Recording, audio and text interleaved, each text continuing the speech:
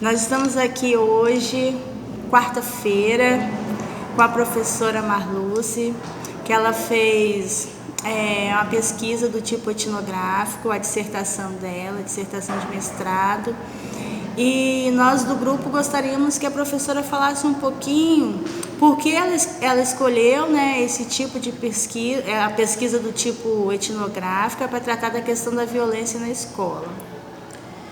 Então, eu escolhi a pesquisa do tipo, que ela não é uma etnografia, porque a etnografia se caracteriza pela permanência um tempo maior no local da pesquisa, um envolvimento ali, né, com o grupo, com o local onde você está pesquisando muito maior. Eu fiz o tipo etnográfico porque se caracteriza por essa presença mais intensa no local da pesquisa, né?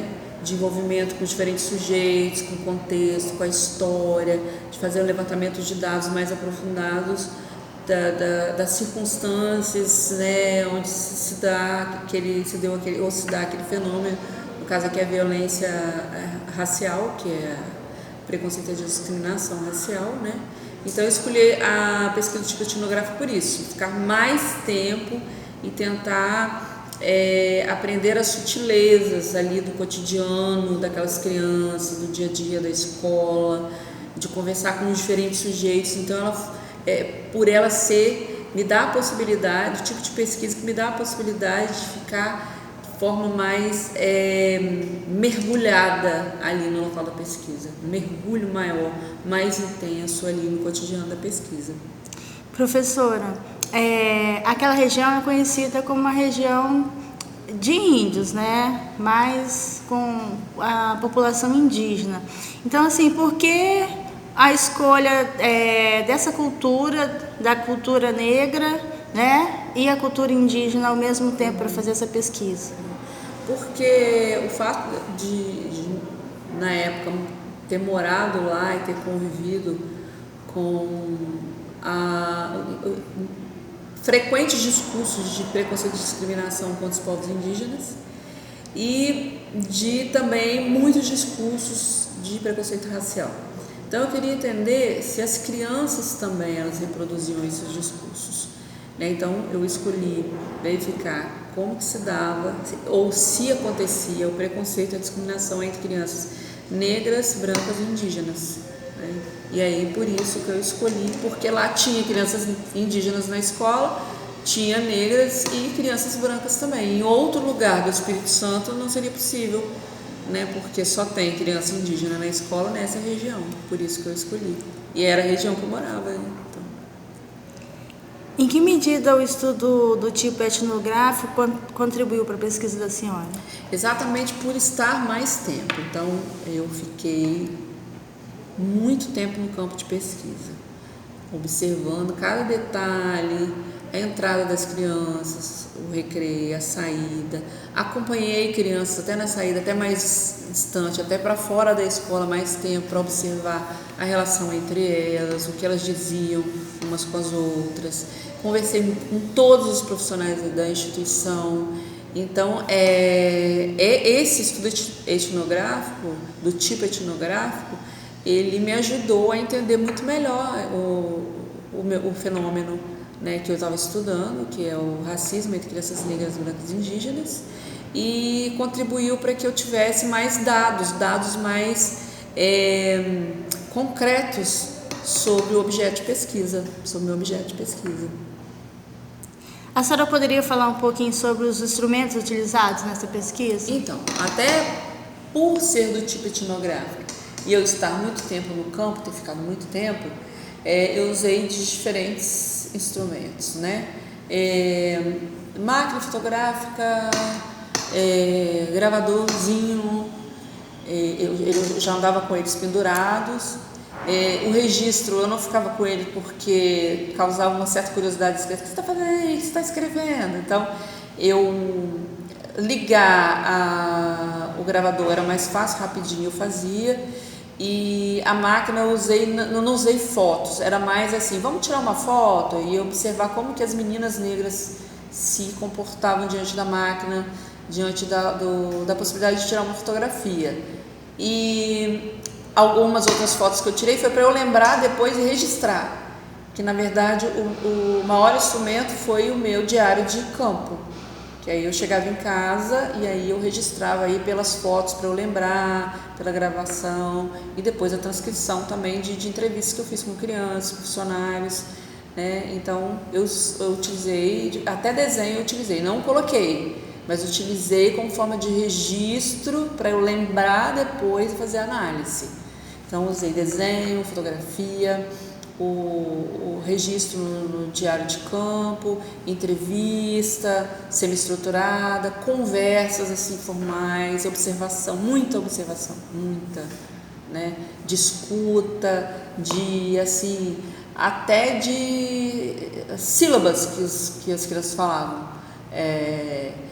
frases pelo meio, assim, palavras soltas, tudo isso eu utilizei como instrumento de pesquisa, né, de registro, né, o registro era o instrumento, né, de detalhes, de sutilezas que eu encontrei nesse tempão que eu fiquei no local de pesquisa.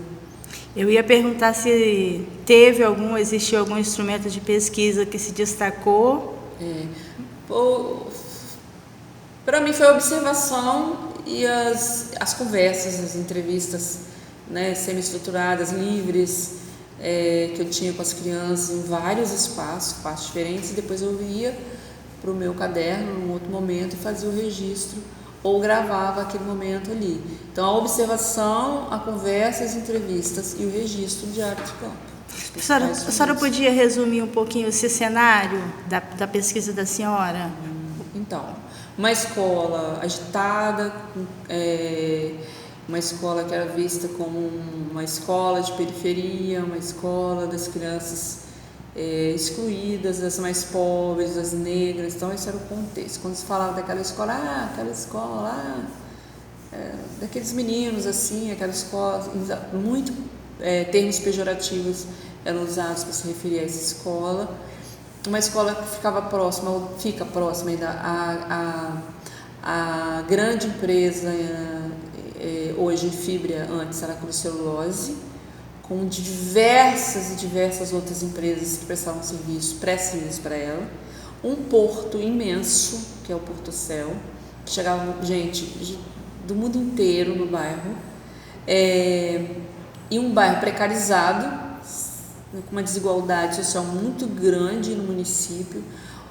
Era por onde entrava o dinheiro, e entra ainda o dinheiro dos impostos de Aracruz, que é um dos municípios, um dos mais ricos do Brasil em relação à arrecadação, mas lá ficava sujeira e onde entrava o dinheiro, mas onde tinha menos investimento e onde aquela população lidava e ainda lida com hipoclorito, que é jogado no mar, onde as crianças não podem tomar banho porque ficam cheias de dermatites, onde o rio foi desviado, onde assim, o bairro foi modificado em função das empresas, grandes carretas, caminhões, entre as crianças têm dificuldade de se movimentar na rua, mas ao mesmo tempo elas burlam isso e brincam na linha de trem, soltam pipa, brincam de carrinho de rolimã e passam em frente àquelas carretas. Do lado das carretas elas não se mobilizaram frente a toda essa mudança, né, que para muita gente lá do município acha que é a modernidade chegando no município, chega por esse bairro, né? Então crianças que lidavam com a riqueza, com muito dinheiro que entrava e a pobreza, uma escola que estava localizada no local onde entrava a riqueza, mas que era uma escola extremamente precária na sua estrutura física, nos materiais, nos investimentos. Os professores vinham de fora, a maioria, poucos professores eram do bairro, então iam, trabalhavam, retornavam, alguns até para Vitória, outros para a sede do município, para municípios vizinhos, e crianças muito diversas. E uma característica principal é de muita pobreza, né? Crianças muito pobres, sua maioria negras e indígenas, né, que vivenciavam falta de poder público no bairro, né, um bairro pouco investimento público, com famílias constituídas, sua maioria pela mãe, muitas crianças criadas pelos avós, pouca participação do pai, poucos pais, né, crianças com muitas extremas dificuldades, envolvimento em violências crianças que viviam violência doméstica, maus tratos, violência sexual. Então, assim, uma situação muito difícil de vida daquele grupo que eu pesquisei. E eu acho que eu consegui colocar isso, assim, de forma descritiva, né, na dissertação, exatamente por ter ficado muito tempo, ter capturado, né, todas essas situações, ter colocado que, mesmo em meio a essas situações de vida, como que elas eram alegres, brincavam, se movimentavam, resistiam e gostavam de estar na escola, mesmo essa escola também sendo extremamente preconceituosa, né, deixando crianças negras serem xingadas, crianças indígenas serem maltratadas, mas elas gostavam de estar na escola, né? Eu acho que eu tentei passar um pouco dessa mistura, né, de sentimentos, de afetos, desafetos, precariedades, desigualdades, mas também muita resistência desses meninos e meninas. E os resultados alcançados pela pesquisa? Como que a senhora coloca? Então, os resultados não foram resultados bonitos, porque mostrou exatamente que era uma escola que deixava crianças negras passarem por situações de racismo, às vezes sem perceber, na maioria das vezes. Isso acontecia nas brincadeiras, na exclusão de crianças das brincadeiras, acontecia na exclusão de crianças em grupos dentro da sala de aula, no fato da invisibilidade de literaturas afro-brasileiras, de discussão sobre a história dos povos indígenas, a história cultural afro-brasileira, da negação da identidade deles. Eles negavam também, até porque a escola também não possibilitava que eles conhecessem a sua própria história, né, até de resistência dos povos indígenas.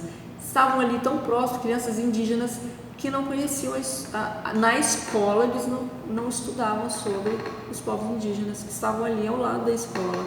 Então a pesquisa mostrou, né, o quanto essa escola ela deixava de ser uma escola realmente democrática, no sentido de trazer as vivências, experiências desses sujeitos diversos para problematizar isso, sistematizando os seus conteúdos. Então, um exemplo disso, dessa falta de sistematização de conteúdos a partir dos saberes das crianças, é que uma vez eu cito lá, na Semana dos Povos Indígenas, que se comemora o Dia do Índio, né, uma menina indígena pintando uma figura, onde toda a turma pintava a mesma figura, onde retratava uma aldeia com o pai pescando, a mãe sentada com os filhos indígenas, quer dizer, se reportando a uma indígena lá do período colonial, né? E ela, indígena, moradora de uma aldeia que estava ali numa luta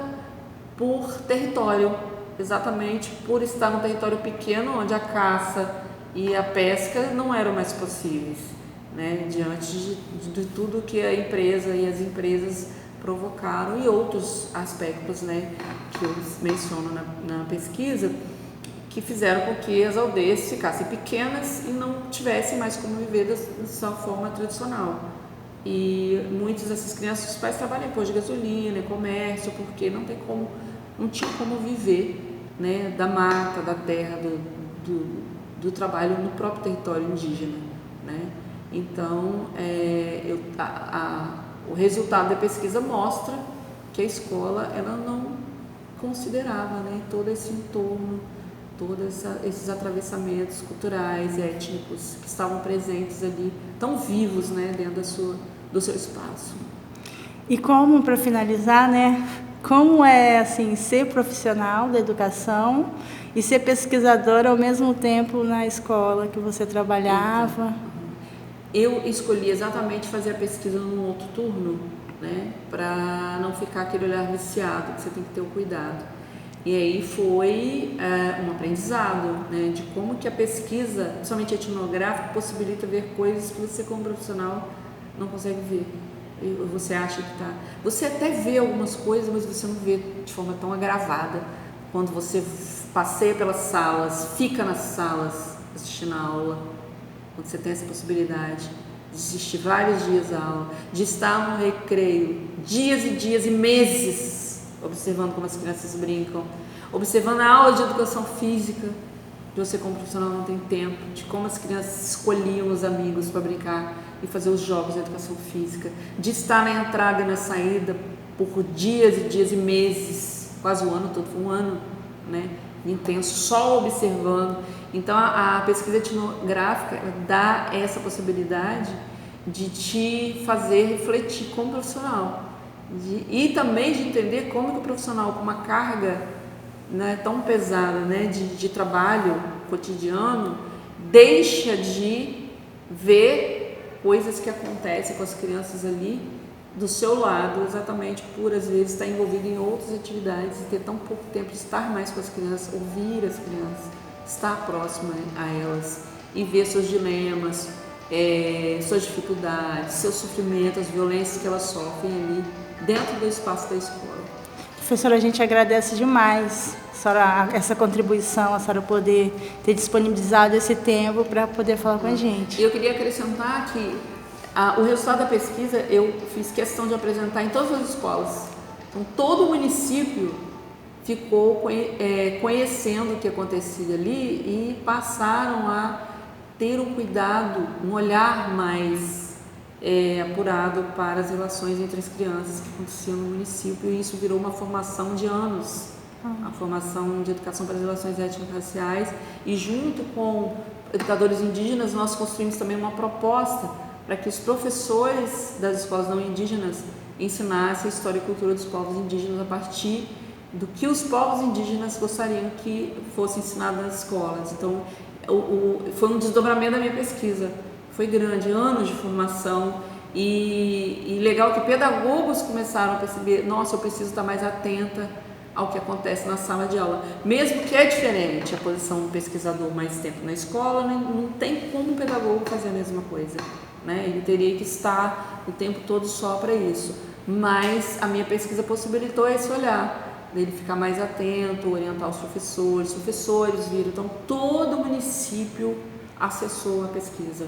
Ele foi apresentado, inclusive até para o prefeito, vice-prefeito, secretário de educação, né?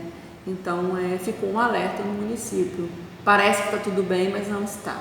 É uma pena que esse trabalho foi reduzido hoje, não tem mais informação, não tem mais esse afro, né? Que foi criada também a partir dessa pesquisa, que foi um desdobramento, né, de uma política que foi de formação de professores para a educação das relações étnico-raciais e que hoje não existe mais.